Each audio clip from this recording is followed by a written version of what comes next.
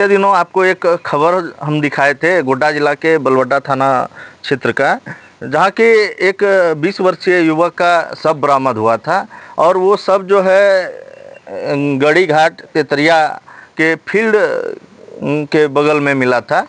और मेन सड़क पे जो आवागमन जो इस रूट से जब आप कभी छगराहा इधर बलवड्डा से छगराहा होते हुए अगर गझंडा तेतरिया आइएगा तो एक फील्ड है, फील्ड के मेन ही रोड पे बर्फ़ बेचने वाला का शव मिला था ठेले पर ही।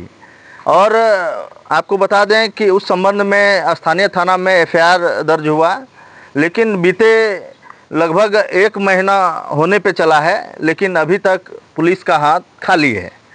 इसके परिवार वाले जो है वो इस एफआईआर में जो भी चीज़ें लिखी हुई है वो जो है इनके जो परिवार वाले हैं उनका नाराज़गी है। क्या नाराज़गी है हम खुद बात करते हैं। की नाम होला? चमेली देवी है चमेली देवी की तो बेटा की नाम चलो? पिंटू कुमार। की अभी तो कम की निष्कर्ष होला? अभी तक कोई खोज खबर नहीं है मेरे बेटा, अभी तक कोई खोज खबर नहीं, गरीबर कोई सहारा नहीं। आखिर तोरो यहाँ तो देखलिया बीते दिनों मंत्रियों जी एलो की आश्वासन दिलखा? मंत्री जी ले तो कुछ नहीं पूछले। मंत्री जी कल के खोजताज में बड़ा बू खोजताज में लगा है, मिलेगा मिल जाएगा, उसको खोजेंगे सजा देंगे, इतने सब बोली चलो अगले की तो पहला के रोज दुश्मनी झगड़ा लड़ाई कोई झगड़ा लड़ाई नहीं चाहिए हमरा ने गाँव घर में कोई झगड़ा नहीं लड़ाई नहीं। मेरा बेटा साहब मेरा बेटा के 1 महीना हो ले चेन्नई से लाश है। वही 4 दिन अपने काम करे लिए 1 महीना से बेटा, नहीं तो अपने यहाँ 4 दिन 8 दिन हो लो बर्फ बेच लाश है। 9 बजे घर गेले बेटा, 8 बजे 7:30 बजे खबर है बेटा मारी दिल छी। नहीं तो आखिर एफआईआर होला तो अभी तक में पुलिस और तरफ की अभी तक तो कोई कुछ नहीं। तो पूछलो नहीं जाएगा कि आखिर कब तक सर आरोपी को गिरफ्तार कीजिएगा? नहीं पूछल। हम इनके पिताजी हैं मृतक व्यक्ति के, जो युवक थे पिंटू कुमार तांती, उनके पिताजी हैं, हम उनसे बात करते हैं। की नाम होला? दिनेश तांती। की लागे छा, की उम्मीद छा? उम्मीद की लगता हमरा तो हमारे घर वाला पर ज़्यादा संभाल है। आपको एक बात बता दें, जिस जगह घटना हुई है घटित उसी जगह जैसे इनके परिजन का कहना है और भी गांव के कुछ लोगों का जैसे कहना है कि उस घर में कैमरा लगा हुआ था और घटना के बाद जो है उस कैमरे को हटा लिया गया है। अब क्या सच्चाई है ये तो इनके पीड़ित जो परिवार हैं वो बताएंगे और पुलिस बताएंगे, लेकिन सवाल ये है कि आखिर जब उस घर में कैमरा लगा हुआ था तो आखिर पुलिस उस घर वाले के ऊपर दबाव क्यों नहीं बनाकर उस कैमरे को अपने अंडर लेकर उसको मतलब जांच कर फिर आगे की कार्रवाई करे? कि तोरा तखनी बोले लोग कैमरा उमरा भी लगलो ले? कैमरा अभी इसने लागलो ना, बुलेट गाड़ी लागलो ना। हाँ इसने देख लो। अभी तो हम की पता चल रहा तोरा का? अभी कोई पता नहीं। कोई पता नहीं। 2-3 दिन उसका मृतक जो पिंटू ताती है उनका छोटा भाई है, हम उससे भी बात करेंगे। बड़ा भाई है। क्या नाम है? आशीष कुमार। आशीष कुमार। आवेदन आप ही के नाम से दिया गया था? क्या मतलब बोला गया? बड़ा बू हमको यहाँ से बुला के लेके गया और जैसे जैसे हुआ घटना सब के बारे में पूछा और बड़ा बू ने सब चीज़ लिखा आवेदन। तो क्या फिर नहीं गए वहाँ? फिर गए थे तो बोला कि लगे हैं ऐसे बोल रहा है, बस छानबीन में लगे हैं ऐसे बोलता है। क्या लग रहा है? उम्मीद क्या लग रहा है कि कुछ नहीं होगा अब। तो यहाँ पे उस दिन मंत्री मैडम पिछले दिनों आई थी, उनको नहीं बोले आप? उनको तो एक बार घर पे भी गए थे तो बताया ऐसे ऐसे बात, तो वो बोला कि ठीक है हम घर पे आएंगे, घर पे बात करेंगे। तो यहाँ पे आया तो सिर्फ वो खाली आया और बोला कि मतलब टेंशन नहीं लो, मेरा आदमी लगा हुआ है, बड़ा वो सब अपना छानबीन में लगा हुआ है, मिलेगा उसको सज़ा दिलवाएंगे, सब मिलके उसको सज़ा दिलवाएंगे, टेंशन मत लो, ऐसे बोला। और फिर उसके बाद थोड़ी देर के बाद चला गया वो। इसी क्रम में यहाँ जो सामाजिक कार्यकर्ता हैं अजय भैया हैं, क्या भैया क्या कहिएगा?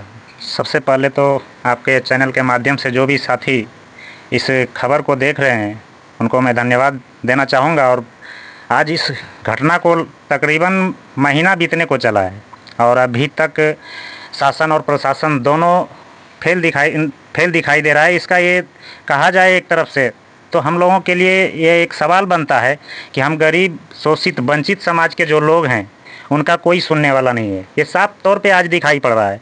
आज जिस पिंटू कुमार के बारे में हम लोग चर्चा करते थक गए कि इसके बारे में कोई सुराग मिलेगा, या तो फिर ये किसी अपराधी गैंग से जुड़ा हुआ था या फिर ये कोई गलत कार्यों में संलिप्त था, वैसा कहीं से भी कोई सुराग नहीं मिल पा रहा है। और पुलिस हाथ पे हाथ रख कर सिर्फ आश्वासन देने का काम कर रही है कि हम अपराधी का खोज कर रहे हैं, हम अपराधी को कभी यानी कि किसी भी तौर पर नहीं बख्शेंगे, सिर्फ ये कहावत भर रह गई है।